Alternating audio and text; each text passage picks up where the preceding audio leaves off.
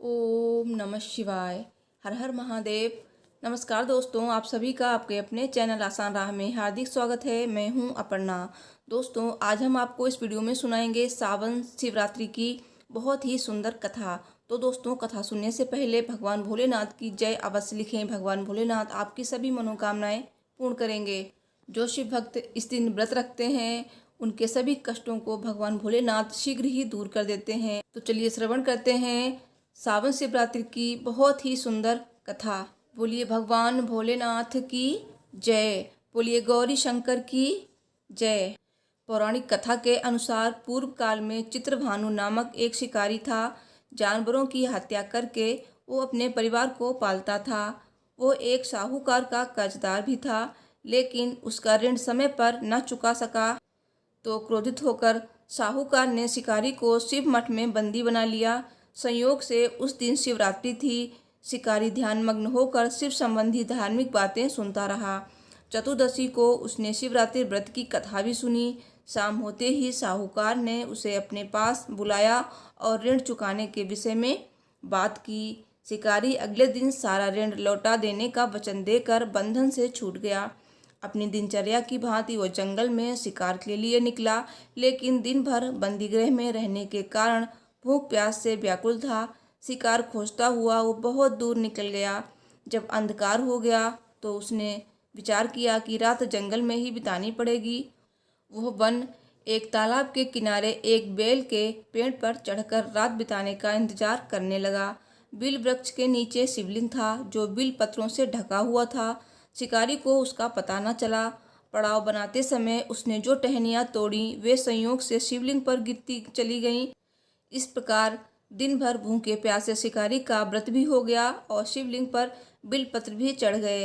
एक प्रहर रात्रि बीत जाने पर एक गर्भिणी हिरणी तालाब पर पानी पीने पहुंची। शिकारी ने धनुष पर तीर चढ़ाकर ज्यों ही प्रत्यंचा खींची।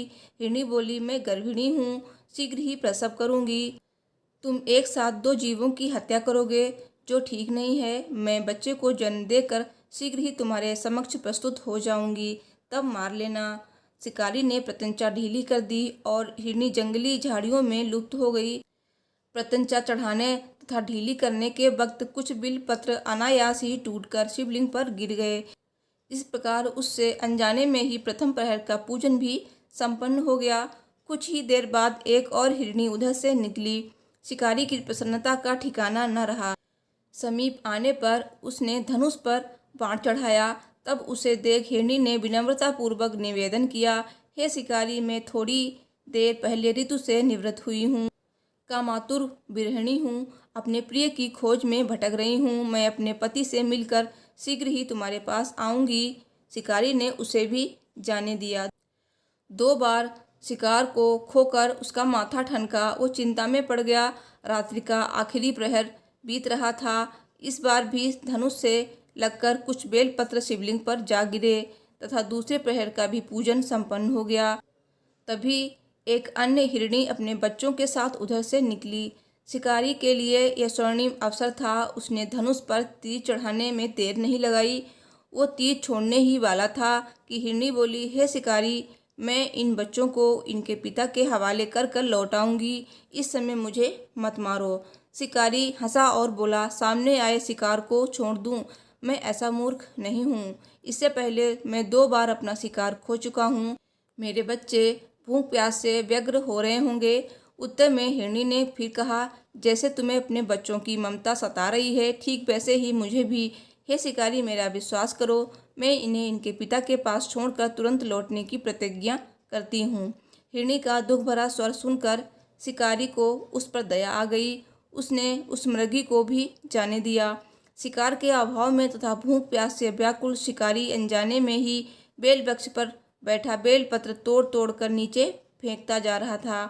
पाँव फटने को हुई तो एक हष्टपुष्ट मृग उसी रास्ते पर आया। शिकारी ने सोच लिया कि इसका शिकार वो अवश्य करेगा।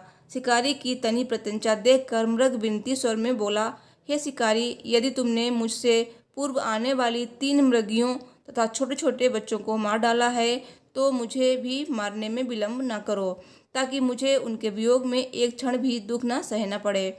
मैं उन हिरनियों का पति हूँ। यदि तुमने उन्हें जीवन दान दिया है तो मुझे भी कुछ क्षण का जीवन दान देने की कृपा करो। मैं उनसे मिलकर तुम्हारे समक्ष उपस्थित हो जाऊंगा। मृग की बात सुनते ही शिकारी के सामने पूरी रात का घटना चक्र घूम गया। उसने सारी कथा मृग को सुना दी। तब मृग ने कहा, मेरी तीनों पत्नियां जिस प्रकार प्रतिज्ञाबद्ध होकर गई हैं, मेरी मृत्यु से अपने धर्म का पालन नहीं कर पाएंगी। अतः जैसे तुमने उन्हें विश्वास पात्र मानकर छोड़ा है, वैसे ही मुझे भी जाने दो। मैं उन सब के साथ तुम्हारे सामने शीघ्र ही उपस्थित होता हूँ। शिकारी ने उसे भी जाने दिया। इस प्रकार सुबह हो गई। उपवास, रात्रि जागरण तथा शिवलिंग पर बेलपत्र चढ़ने से अनजाने में ही शिवरात्रि की पूजा पूर्ण हो गई। पर अनजाने में ही की हुई पूजा का परिणाम उसे तत्काल मिला। शिकारी का हिंसक हृदय निर्मल हो गया, उसमें भगवत शक्ति का वास हो गया। थोड़ी ही देर बाद वो मृग सपरिवार शिकार के समक्ष उपस्थित हो गया ताकि वो उनका शिकार कर सके। किंतु जंगली पशुओं की ऐसी सत्यता, सात्विकता एवं सामूहिक प्रेम भावना देखकर शिकारी को बड़ी ग्लानि हुई। उसने मृग परिवार को जीवन दान दे दिया। अनजाने में शिवरात्रि के व्रत का पालन करने पर भी शिकारी को मोक्ष की प्राप्ति हुई। जब मृत्यु काल में यमदूत उसके जीव को ले जाने आए तो शिवगणों ने उन्हें वापस भेज दिया तथा शिकारी को शिवलोक ले गए। शिव जी की कृपा से ही अपने इस जन्म में राजा चित्रभानु अपने पिछले जन्म को याद रख पाए तथा महाशिवरात्रि के महत्व को जानकर उसका अगले जन्म में भी पालन कर पाए। बोलिए भगवान भोलेनाथ की जय। दोस्तों, मुझे उम्मीद है मेरी वीडियो पसंद आई होगी, तो प्लीज़ वीडियो को लाइक शेयर कीजिए, चैनल को सब्सक्राइब कीजिए। Thanks for watching. हर हर महादेव। जय माता दी।